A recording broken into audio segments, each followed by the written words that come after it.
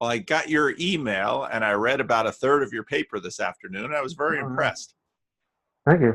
It was well written. It was clear. I'm not a Kierkegaard expert by any means, and so I learned a lot from it. I didn't have time to read any more, but it was really good. And if we share this video, if you want to share the paper, I'd be happy to include the link in the notes, and then other people might read the paper. It's on the Discord already too. So. Oh, did you? Okay. Yeah, I put it on there. Okay. So. Well, people are funny when they see a 30-page paper. They're just gonna back up a little bit. But you write well, and right from the start, I thought it was clear and engaging, at least for those people who are interested in Kierkegaard. So, what do you want to do with our time? You want to tell me a little bit about yourself, kind of the standard treatment, or you want to jump in depth on other things? What's your pleasure? Yeah, it doesn't matter too much. I figured we could talk a little bit about just, so some people are interested in like life stuff, so we do a bit of that anyways. I have a couple notes here, so. People are naturally curious, and people are naturally curious about other people. So, so where do you live? I live in southern Ontario, the Niagara area. Oh, okay. Yep. So, agricultural, lots of Dutch people. Yeah, lots of Dutch people. You got a name with a van on it. Yep. Did you grow up going to church? Yep. Canadian Reformed. That was the first church I grew up in. And now we're in the United Reformed Church, which is obviously very similar. Okay. They're almost exactly the same. You probably know more about this than I do, but basically the history is that the Canadian Reformed Church split off earlier from the Christian Reformed Church than the United Reformed Church did. Oh, okay. But theologically, they're very close. Okay. And they don't really have any disagreements to speak of. They're just historical differences, basically. Okay. Well, your sound is pretty, whatever mic you're using, it peaks pretty quickly. Okay. Let me see if I can just use the. Is that working? Yeah, now you're pretty soft, so so as long as you stay close to your computer and speak up, we'll probably be okay. Okay. Well, that's pretty far away.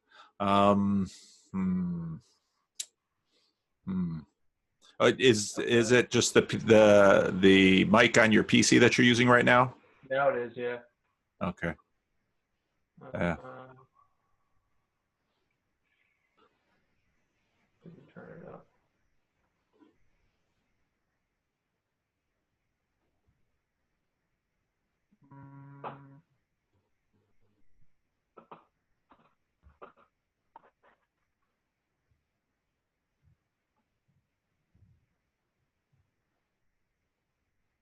Yeah, I'm not sure how to do that. Yeah, you maybe better go back to your plan A. Sure. It's pretty harsh, but at least we can hear you. Yeah. All right. Okay. How do you sound now? How's that? Oh, that's better. Yeah. Yeah. Oh, that's much better. Okay, good. So CRC split off. Did your parents still go there? Do you still go there, or what's up with you? So my parents still go to the Canadian Reformed Church. Okay. And there's no like hard feelings or anything because they're the same church more or less. Okay. There used to be more of that. I'm sure you know about that too. Yes. But there used to be more,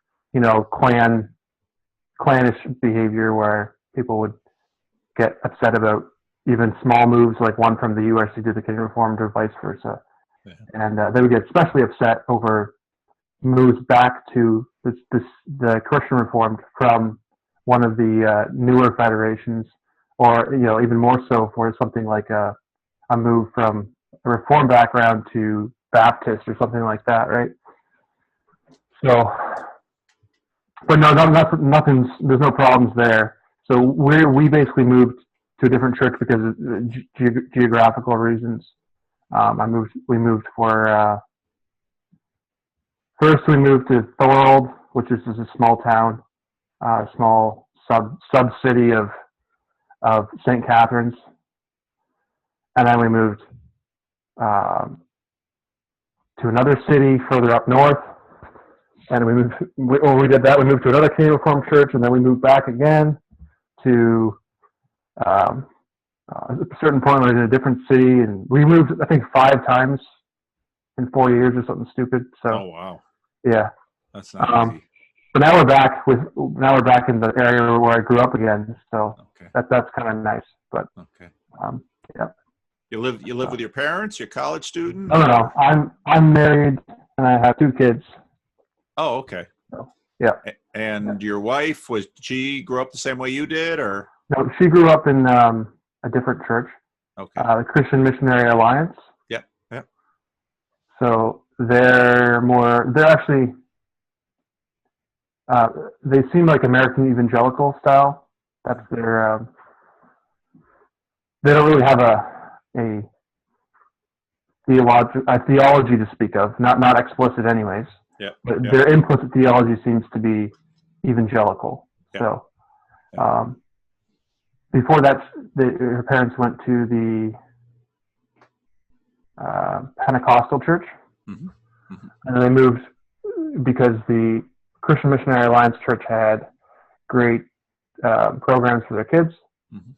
So there's lots of youth events, and it was a young church. It's a city church. It markets itself as a city church. So there's lots of they do huge Christmas services and whatnot. The music is really excellent. That kind of thing. Okay. So all the things that stick in the mud Dutch Reformed people don't like, So, yeah. So I was fairly critical of it when I went the first couple times, but I see I'm starting to see what they're doing. Mm-hmm. I still don't like it that their preaching is rather soft. Mm-hmm. It's like you hear the message, but you don't hear the reason why you need the message. Mm-hmm. You don't hear the reason for the gospel. You just hear the gospel, mm-hmm. which is, to me, that's a problem. Mm-hmm. But the fact that they are truly ministering to the city as a whole, mm-hmm. it definitely has its upsides. So, but anyways, that's her background, and then she came back to Southern Ontario area for school. She went to university down here, and we met through friends. So that was 4 years ago. Okay. And yeah, so now we're living here in Southern Ontario, and I work as a carpenter. Okay. So I finished my master's degree a few months ago. And went back to work, philosophy. Okay. Which doesn't make you any money. Just anyone who's wondering. A carpenter with a master's degree in philosophy. It's not Jesus-like. Not a profitable degree necessarily. So the market is swamped, and the pay isn't high even for those who do get a job. So I'm tossing things around to figure out what I could do with it, but it was never. I never did it because I was thinking I was going to get a job at the end. It wasn't. Yeah. That wasn't the goal. It was just I loved philosophy. I still do love philosophy, so I did it for that reason. So, okay. Yeah. Well, I was. You certainly write well, and I think you think clearly. I mean, that was evident from the paper, and. So are you going to go on to get a even less profitable, more expensive PhD, or you're going to have to call it quits here? I can't. Of course, I can't afford a PhD. No one really can. But if it would come up with some sort of opportunity where there was a lot of funding involved, and it wouldn't conflict with my family life, I guess, because that's also very important to me. Then I might consider it. Maybe one day I'll write a book or something instead. We'll see what happens. Yeah, you can start a YouTube channel. There you go. That works. Yeah. That's probably one of the. It is an option actually. My wife keeps telling me to do it, but I don't know. We'll see. Well, this is, it was a number of years ago. you pastor for a while, and at that point, a lot of pastors go and get it's a D-min in ministerial talk, a doctor of ministries, and do I want to do a doctor? My father did one, and some of my friends here worked on theirs, and I was like, I don't know. And PhD, and I looked at it all, and it's like, I'm going to spend tens of thousands of dollars on these programs, and so then I always sort of contented myself, maybe it was right or wrong, to just continue to do self-education, which is read books, listen to things, and then of course at some point, and that's part of how I got into Tim Keller, because I wanted to sort of do deep dives into individuals, and then lost interest in Tim Keller, and then Jordan Peterson caught my attention, and of course started a YouTube channel, and then all this craziness happened. So but you're not married that long, you got some kids, now's the time to take care of them. And I keep reading philosophy, and I look for outlets like this to exactly keep up. And it's amazing that I think before the internet we wouldn't have these kinds of opportunities, so it's really definitely cool. I was actually, so when I was nearing the end of my master's degree, you have all these conversations in the lounge, in the grad lounge with all these students and everything, and that's great. There was a guy there who was he was slowly getting out of a sort of atheistic scientific materialist type mindset. He loved his Dawkins and Hitchens and stuff, that kind of thing. And I really enjoyed talking to him, because once he got past the bombastic, debunking of Christianity, you could actually have a good discussion. And he started out very dismissive, and then you could kind of, ask questions and push at him a little bit and see what happened. And that was nice, but. So I was already thinking then, like, what do I do after this is done? I've done 5 years of philosophy, and I've always had opportunities to talk to people, philosophy professors and students. And now, what will I do when I'm done? Right? How am I gonna keep? You're gonna feed your habit. Exactly. So, even just, I don't necessarily need to talk all the time. Like I really like to listen to these conversations as well.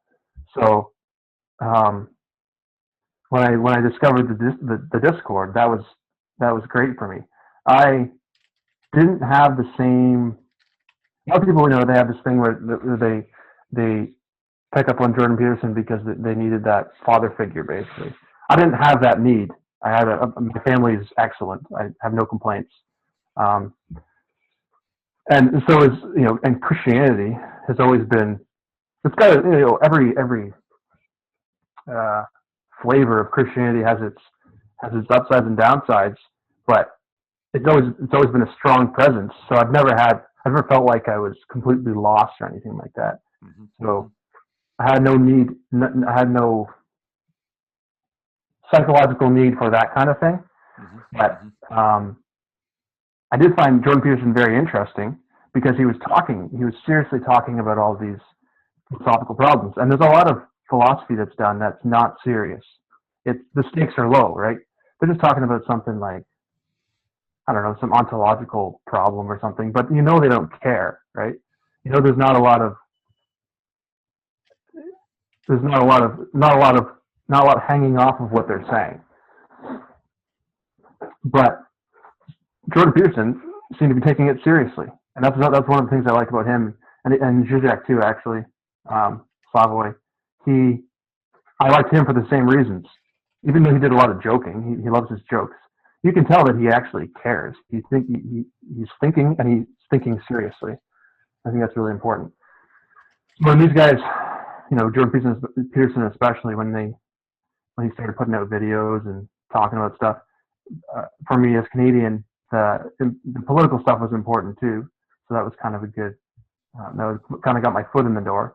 But when he started talking about meaning, that really struck a chord for me. one thing that made me wary actually was the way Jordan Peterson is received in university, which is not well. Let's put it that way. That's true. Especially, so the philosophy department is already predisposed to mock and to put down anything they see as that could possibly take the label of pseudo-intellectual. I don't think Jordan Peterson is a pseudo-intellectual at all. I'm just saying that if you could possibly throw that label at someone and make it stick, then they'll do it. So, but I would always fire back. Well, Slavoj Žižek, who a lot of the grad students and undergrads especially love, because of the nature of the department that I was in. He's in exactly the same position. He's even in a weirder position potentially, because he's a Marxist, Freudian, Lacanian. He's a weirdo, right? So is Peterson, but they're both public intellectuals that are weirdos. So I would always say, what's the difference really? What are we talking here? Just because you don't like Jordan Peterson's ideas doesn't mean he's not, serious, right? So anyways, the reception for him wasn't good, so that helped make me sort of critical, not in a bad way, critical of Peterson, which was probably a good thing, because for a lot of Christians, he pushes all the right buttons, and they just wish he'd push a couple more, right? So.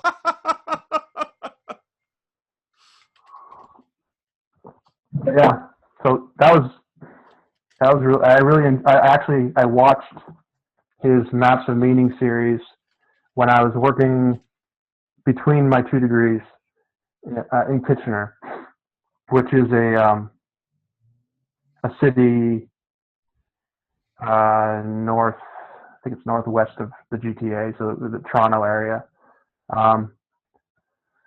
So my wife was busy with her schooling placement. She's in healthcare, and I was at home alone, so I would just watch all the lectures after work. So that was pretty fun. I enjoyed his what would you call it? It's not really literary analysis. He did those The Lion King and Pinocchio and whatnot. Yep. And that's another parallel between him and Slavoj, actually, because they both do that same sort of thing. True. Yeah. So yeah, I guess that would be my experience with Peterson. I guess I already said this, but I didn't dive right in and agree with everything he said right off the bat. He wasn't a savior for me. Let's put it that way. He was not he wasn't like a Christ figure or something like that. He wasn't a hero for me. Mm-hmm. But I did find it very interesting, and I found him very endearing, I guess. Yeah. He's very endearing. Yeah.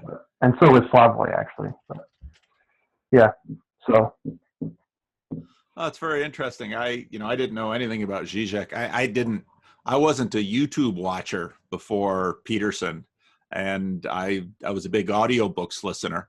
Mm-hmm. And there were some podcasts that I listened to, but I wasn't really a YouTube watcher at all. YouTube was just a place you'd go for random videos, and then at some point, it was a place I could post the Freddie and Paul show just to have it out there, so Freddie and his mom and anybody else who wanted to watch could see, and maybe share a video of a sermon someplace free. That's all I used it for. And then Peterson came along, and then I had to have to figure out how to use YouTube and find out how to listen and not necessarily watch, and all those kind of things. So,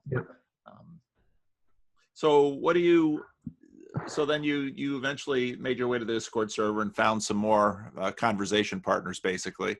Where do you think? I think one of the main, first of all, your point about academics is true, partly because René Girard made this statement that basically most academics are working in their silo of their discipline. So you've got philosophy, you've got psychology, You've got, say, literature, you've got all these silos. And Peterson obviously is someone who wants to sort of bring them together. And you're always going to, if it's a psychologist trying to do this, I mean, it's just the nature of academia. I remember when, he started in on the Bible, and I thought, oh gosh, because I know what biblical studies looks like. I mean, there's how many different schools and trains of thought and tiny little distinctions. And if you get one wrong, somebody's going to blast you. And it's just the nature of the academy. So anybody who's going to try and integrate and bring together a broader picture, obviously is going to receive critique and criticism from any field that they touch. But Peterson, one of the things that Peterson did was, and maybe, one of the things that Peterson did for a lot of people like me was just sort of open up a conversation and help a lot of people find each other. And that's essentially what happened with me. And I didn't expect to get a lot of new conversation partners, frankly, just a handful, because, that was my whole experience with this sort of thing. I'd make a friend or two and that would be cool. And then, of course, I didn't understand YouTube or its capacity for growth. I found that totally unnerving. And so then, just took one thing at a time, and Joey started the Discord server and have conversations, and it's been really good, because like you, I like these kinds of conversations, and they're hard to have just locally, because I know half dozen people in Sacramento like yourself who they've got day jobs, they've got families.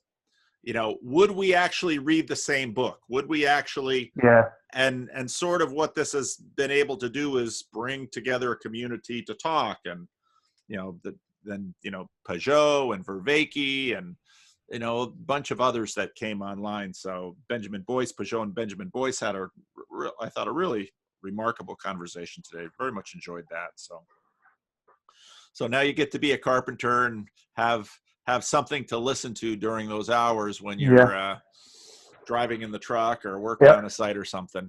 Yeah, I did a lot of listening a while back, because I was mudding. I was drywall and plaster. That's what I was doing. So this is a lot of alone time and a lot of repetitive work. So you can let your mind do something else, basically. So how do you think this is going to intersect with your church world? Because, I really enjoyed, again, I didn't have time to read the whole thing, and it wasn't something that you just kind of skim your paper on Kierkegaard. But, a lot of the distinctions and how you pulled it out, I thought it was really good. How's this going to intersect with your church life and your life of faith? So I had an experience a couple of years ago, actually. My interest in Kierkegaard was always, it was sort of on the margin, in my like the margin of my mind, the edge of my brain, I guess, for a while, because I knew he was a Christian and I had read a little bit of his stuff. And then I read, during the last year of my undergrad, and during my master's degree, I read a lot of Nietzsche, and I read a ton of Nietzsche. I read most of his writings, I would say, which I really enjoy. Nietzsche is great. So I was going to write my master's thesis on Nietzsche. But then my supervisor suggested that I change that to Kierkegaard, and he said that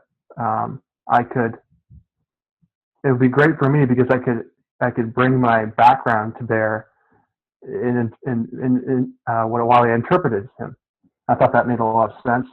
Plus, I had a fairly good idea what I could do if I wrote on Kierkegaard. So I did that instead. And so this experience years ago was that I was talking to a cousin of mine he's theologically trained somewhat. He's not a pastor, but he went to a school. A relative of mine, and he said, I mentioned Kierkegaard as someone that I liked, and he said that Kierkegaard is not really a Christian. And I was like, how is that? I didn't really want to have the conversation at the time, so I didn't. But I was wondering how that could be, right? How could you think that he's not a Christian, right? He clearly thinks he's a Christian, and he talks like he's a Christian. What makes him not a Christian, right? And I think it was because he's a philosopher, right? He's not a theologian exactly. He's a weird. He's like a C.S. Lewis. He wears a lot of hats, and one of the main hats he wears is philosopher, and that puts him on the outside already. So Kierkegaard knows that he's on the outside. He talks a lot about it, but I would say that when you study him and when you write about him and when you think about him a lot, you actually put yourself on the outside to some degree as well. That's not really an issue in my mind for me. It doesn't really bother me, but I think it's true. I think it does. It does separate you because what it does is it helps you separate what he wants to talk about exactly what faith is. So in Fear and Trembling, I would say that one of the main themes of the book is the question of what faith is. And if you do that, if you want to talk about what faith really is in any Christian culture, you pick your version of Christianity, you're going to run into a lot of resistance because there are things that people think are essential that are definitely not essential. They might be good. It's very likely that they're very good, but are they essential? Right? Not really. They're just something that historically has developed, in a particular strain or particular version of Christianity. So, all that to say that one of the things that I would say that studying philosophy and specifically Kierkegaard has done is to put me in a weird marginal space, I would say. And it's not a problem. I'm not saying that it's a problem because it's not, but it is definitely real. Like it definitely is. I would definitely say that that's what philosophy does for you. A little bit of philosophy makes you into an annoying, babbling fool, basically. And a lot of philosophy puts you into this weird place where somebody says something and you could, sit down for an hour and talk about what they just said. But most of the time you just think that you just think what they said is not nearly well enough said, and you move on with your life, right? Mm-hmm. Because there are all these assumptions that work in a culture that philosophy helps you to see behind or wants you to see behind, right? Mm-hmm. So, I don't know if that makes sense. That makes perfect sense. Makes perfect sense. Well, and because as a pastor,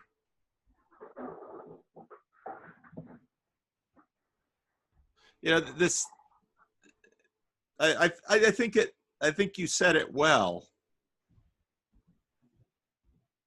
So Kierkegaard is a philosopher, and let's say unlike C.S. Lewis, Kierkegaard is, in a sense, writing from deep within and at the apex of Christendom.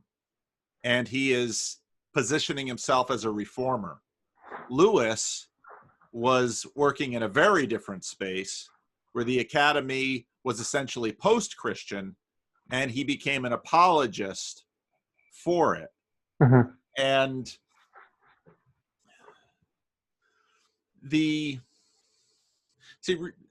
that actually been, I made a video last week that I didn't publish, and I'm really wrestling with, I haven't made another video for tomorrow yet. And I'm really wrestling with a whole bunch of different issues they're just hard to communicate. And a lot of them revolve around what you sort of pointed to now.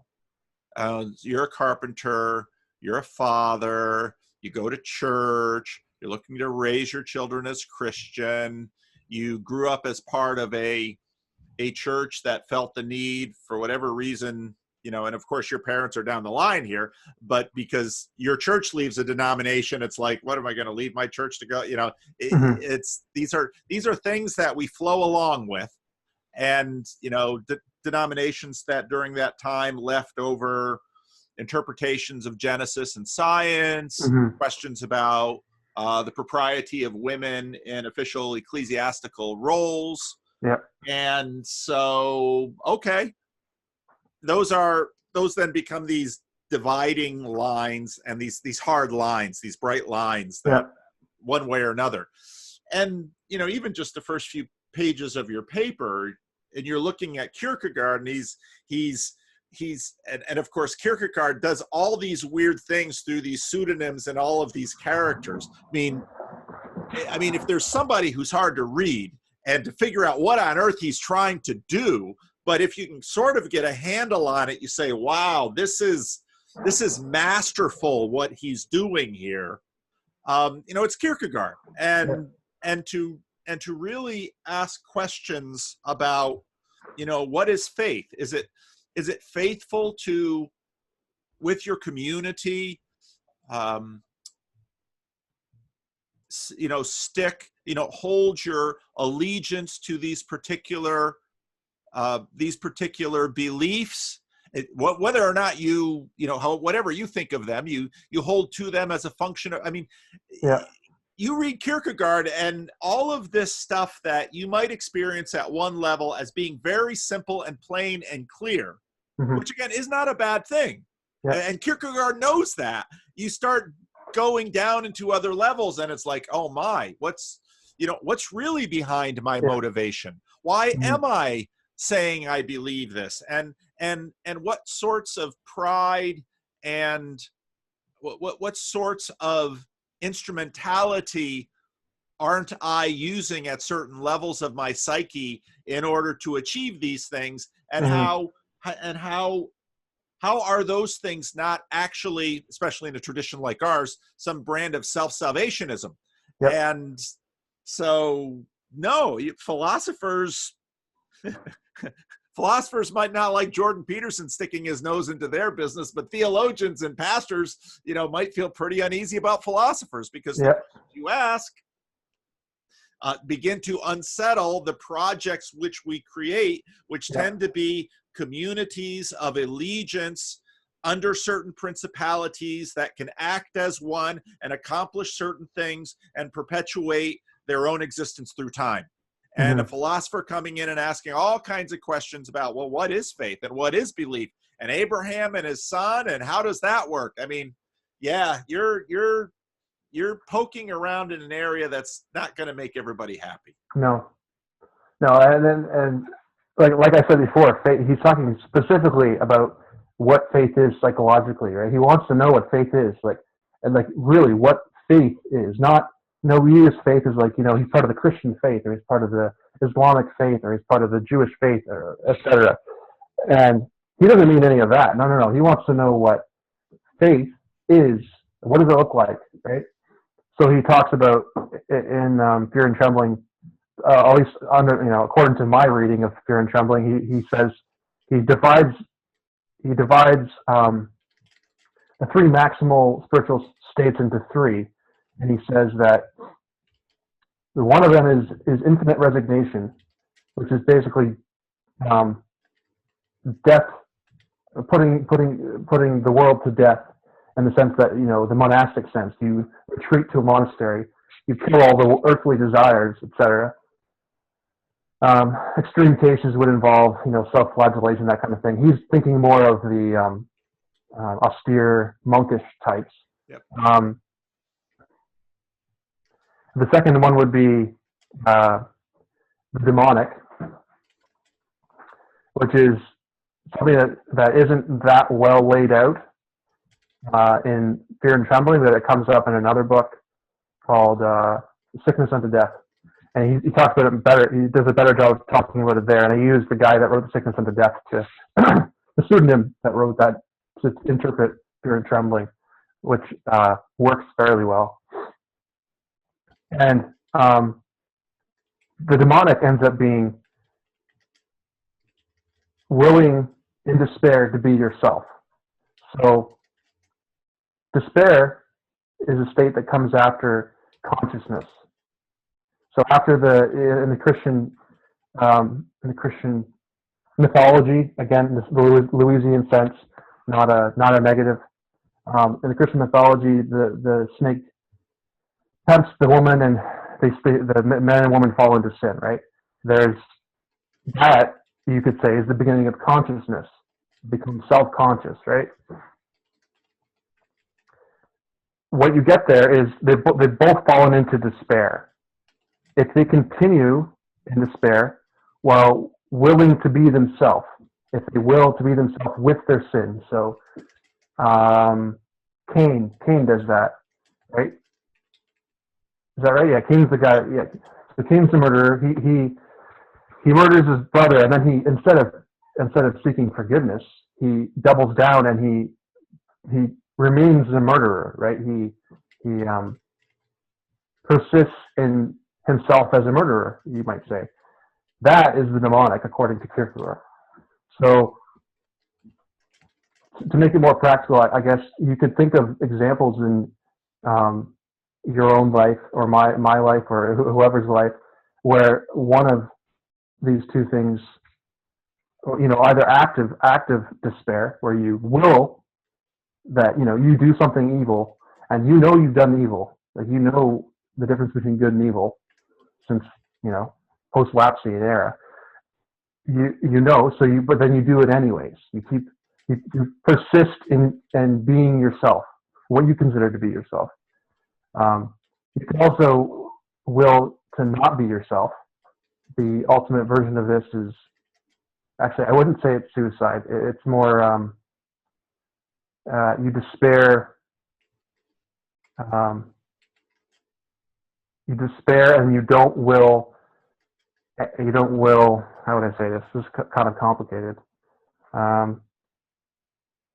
If willing to be yourself in despair is demonic, then not willing to be yourself is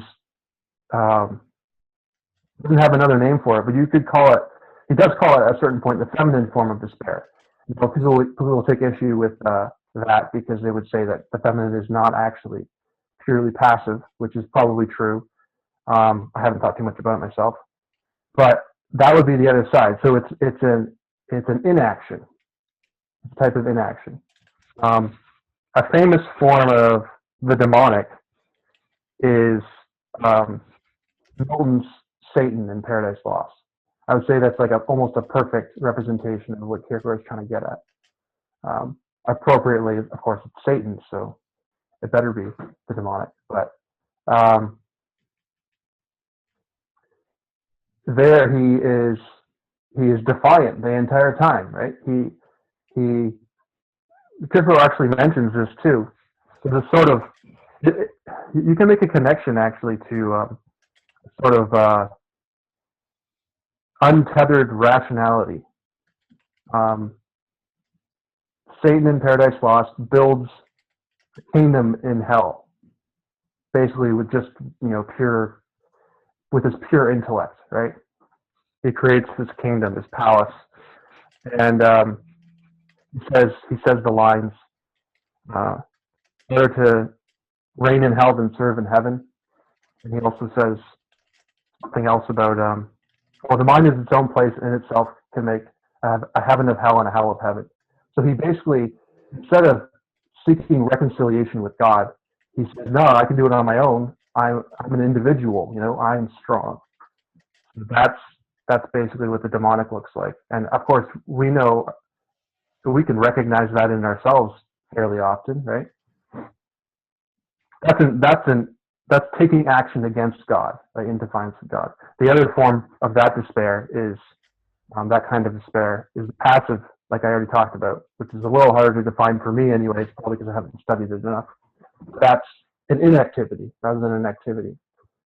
One more thing on that, just to kind of round it out, is C.S. Lewis talks about a very similar state in The Great Divorce.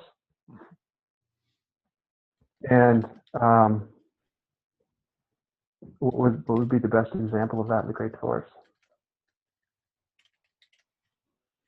he Yeah, sums it up. Yeah, go ahead.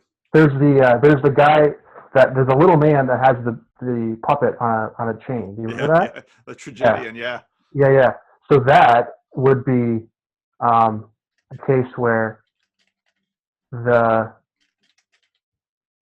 person disappears under the weight of the thing that he thought or that he thinks is himself, right? So eventually that little guy just poofs and he's just gone, right? He just dissipates into thin air. And all that's left is that tragedian, yeah. Yeah. And the demonic is basically that. It's a doubling down on a thing that isn't you. So you consider yourself to be the part of yourself that is truly an individual, right? That's the part of yourself that's you and separate from God. You know, you think that the bit of yourself that you've created, so to speak, that's the real you, and you hold on to that with all your might, and that's what you end up with, right? An example in The Great Divorce where that doesn't happen is where there's a lizard on the guy's shoulder, and instead of listening to the lizard in the end, he allows the angel to kill it, and he's set free, right? Mm-hmm. After receiving the fixed lizard back, the sanctified lizard, you might say, right? Mm-hmm. So, all this to say is that basically that Kierkegaard is very Christian, right?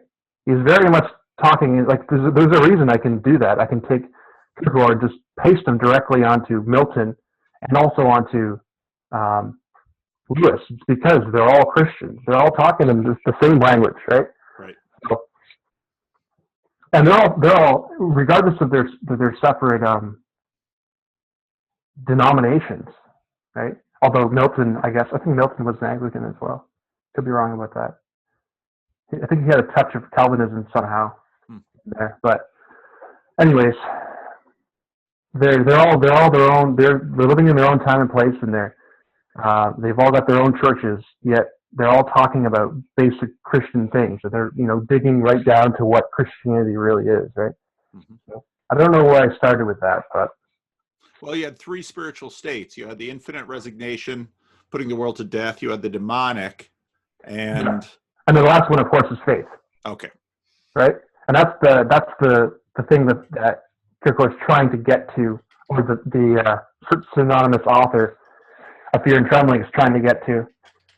I would argue that Kierkegaard doesn't allow him to get there on purpose, you might say, because he is trying to get there from the outside. He's a philosopher in a sense. He's trying to examine faith as a concept, which doesn't work because faith is not a concept. Faith is trust in God, right? Yep. So I argue in the paper that you can, there are plenty of ways that people try to approach Kierkegaard in Fear and Trembling and to figure out, what means what. One thing they do is they try to say, you can learn what faith is by example, right? You can learn what faith is by watching Abraham, and that's what John the Silent, that's the synonymous author, is trying to do. I would say that that's wrong. You can't actually learn what faith is by looking at what Abraham did to Isaac, because then you would go out and you might kill your son. Like that's not right. That's not correct, right? What you can learn is that faith is it's not one thing. It's not like a how would you say this? It's not a obvious. Well, that's wrong too. It's a relationship. Right? Faith is a relationship, so you can't see it. What faith is, faith could be something completely different if God had asked Abram to do something else, right? There's obviously a reason he asked him to give the son that God gave him after all those years of waiting. But the reason is not specific to Isaac. The reason is, or to Isaac and Abraham. The reason is reason is the question that it implicit there, which is that God is asking Abraham, what is most important to you, right? What do you trust me more than anything else? Like, do you really trust me? And that comes up more often in the Bible, right? God will ask certain things of people as tests. Temptations is the other word, but we always have we think of those as negative connotations. But it's really the same thing. It's a temptation. Do you trust me, or will you do your own thing? Will you follow human reason, or will you trust me? Right? And many times people take the follow human reason bit, and they do their own thing. But Abraham doesn't. And then so Johannes the Silent is trying desperately to figure out how that could possibly happen. So he runs through all these different psychological scenarios, and all of them end up with the wrong result, right? And it turns out that you can't understand faith like that. It can only be understood from the inside. Only the faithful understands faith.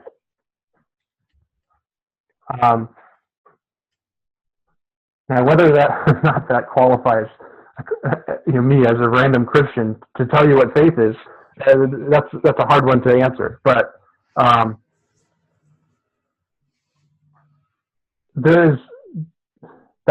isn't me, by the way. That's Kierkegaard saying that he's saying implicitly and explicitly elsewhere that faith is ineffable. You can only know it if you're trusting God. If you're the one trusting God, then you know what faith is, right? You can't point to someone and say that person is currently in a state of faith, right? It's not really like that.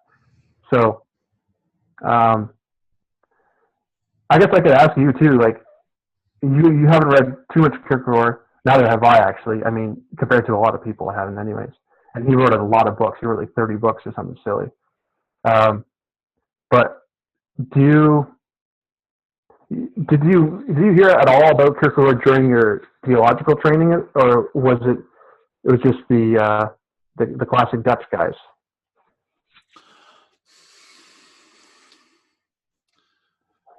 Theological training was mostly the classic Dutch guys, and especially, in a place like Calvin Seminary, Berkhoff, Hoeksema, so Louis Berkhoff, and then Fred Kloster, Neil Plantinga. Yeah, I know Plantinga. Anthony Hoeksema. Okay.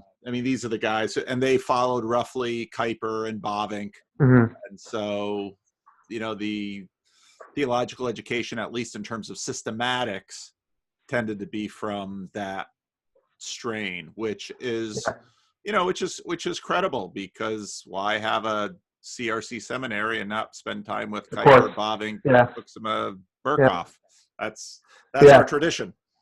For sure. I think there's a reason. So actually, there's not a lot of places. I was actually doing a bit of research to see if there were any places I could possibly do a PhD or, fish around for something like that. And there are not a lot of places that actually, a lot of scholars that actually tackle him, because he's a weirdo. He doesn't. So I would say that one thing he could do for a seminary is provide a sort of a critical point of view. He is critical of everything, right? He takes his outside figure status seriously. He calls himself a gadfly. So just like Socrates, he considers himself another Socrates in that sense, right? A couple of years ago, I read a biography of, about him, and it's a fairly short one. I forget the title. I've posted it on other things. Kierkegaard, A Single Life. Yeah. A strange man. Oh, absolutely. In terms of how he lived, his relationship with this woman, his relationship with his family, his young death, what he did, just but kept the nation, at least while he was writing, sort of transfixed in, especially in a period of, at the height of Christendom, where everything you always, it's tempting to know when a tradition is about to collapse, because all it can do is congratulate itself. And at that point it's just going to it's just going to implode, which is what happened.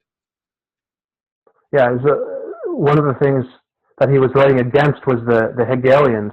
I'm not much of a Hegelian, but the problem wasn't so much Hegelian philosophy itself, which was a problem for Kierkegaard in some ways, but the fact that everyone was talking about it, like literally everyone thought in Hegelian, along Hegelian lines. Not everyone, but it was something like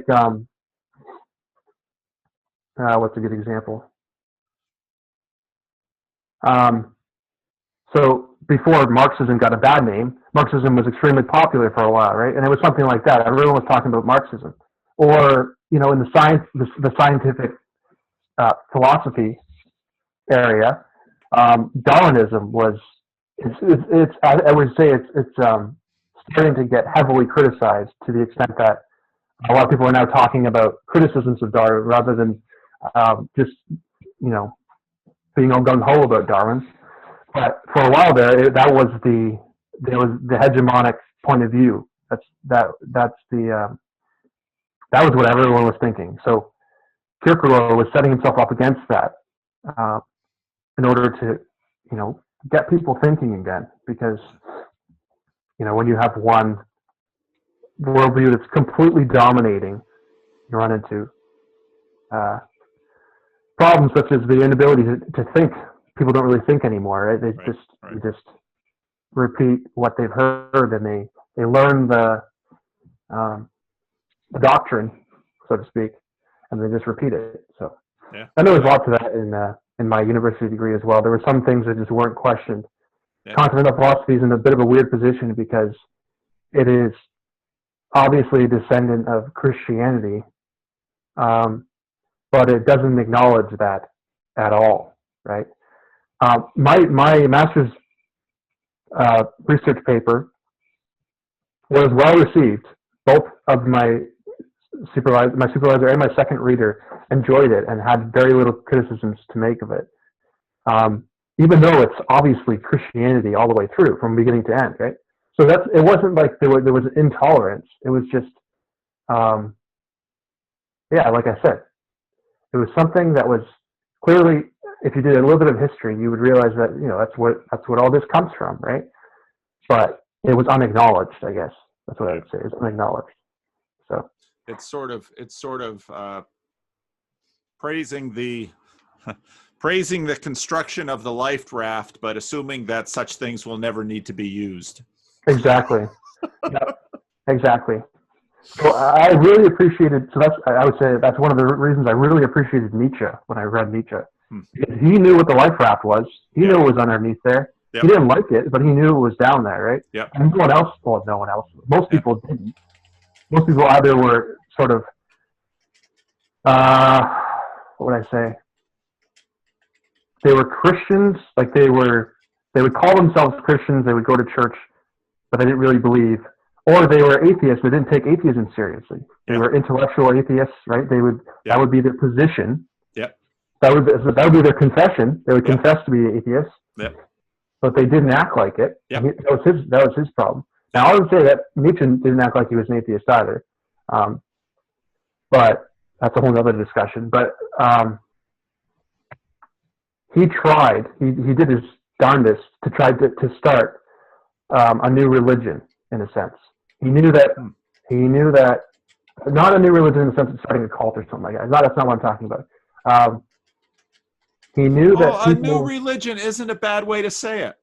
Okay, yeah, but I just don't want to give the impression that he didn't have congruence or anything. Right, what he was trying to do was, he knew that human beings. I'm not sure this is the right way to say this. Some people might have a problem with that. That's okay. Human beings were essentially religious. Right. Now, you might not use those words. Right. Probably wouldn't use those words. We needed a new way to live, to get beyond the deficiencies of Christianity as he saw them, and he did his best to put it forward. Yeah. So, and he wanted. So that a good example of that would be Zarathustra. the book Zarathustra, Thus Spoke Zarathustra. Mm-hmm. That is what that is. That is an attempt at a religious text. It's full of paradoxes and parables and that kind of thing, right? It's that kind of teaching style. It's like there's a word for it. I can't remember. But basically, the more you read it, the more you get out of it, right? It's not straightforwardly put. It's a lot of the knowledge is implicit. What's trying to be communicated is not the only thing being communicated. It's it's a parable. Right. Julian Young. My bookshelves are off screen, but they're here and here, just so we're all clear. Julian Young is really good on Nietzsche, and How do you spell the last name? Young as in being young, and Okay. Julian, Julian. Yeah. He's really good on Nietzsche and meaning. He wrote a book called Nietzsche and the Meaning of Life, which I haven't read yet, but he also wrote a really large biography of Nietzsche, which is really excellent. And I have read that. It's very good. He does a lot about that in there as well. So that's helpful. I need a lot of work both on my Kierkegaard and Nietzsche, and having a YouTube channel has helped my ongoing project of self-education tremendously, but it's not helped my ability to get through, do an in-depth study of Nietzsche or an in-depth study of Kierkegaard, because I'm just pulled all over the place. Yeah. But saying that, I have to go because I have a 4 o'clock, at least my time. Okay. So I have another conversation at the top of the hour. But Robert, I very much enjoyed our conversation, and it has been wonderful seeing your face and getting to know you a little bit. Now, obviously, on the Discord, when I see Robert VA come up, I will have a face and a voice to put to the words. Yeah. So, and everybody gets 2 slots. So if you can find another slot, there probably might not be a lot of them left in December. I'll have to see if I can open some more up, depending. After I get back, I've got a little vacation planned. After vacation, I can see if I can free up some more slots. But this has been wonderful. I've really enjoyed this.